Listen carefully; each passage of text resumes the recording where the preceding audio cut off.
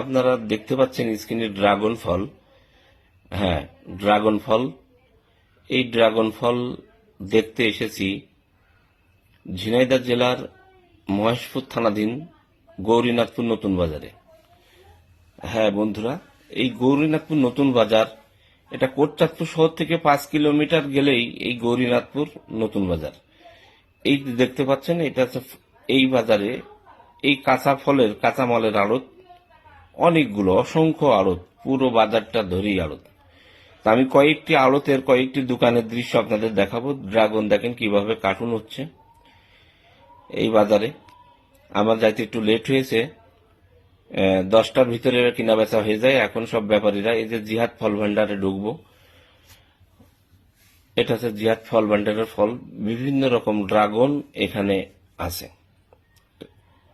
খুব সুন্দর, কোনোটা হাইব্রিড কোনোটা দেশি, বিভিন্ন ড্রাগন এখানে আছে।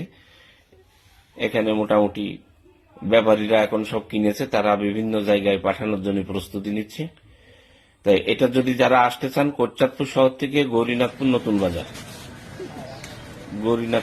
বাজারে আসলেই এই ড্রাগন ফলের আড়ত পাবেন। এখানে এখানে আমি এক ছোট ভাই হাকিম ছোট ভাইয়ের অনুরোধে আমি গিয়েছিলাম এই বাজারে। হাকিমকেও দেখতে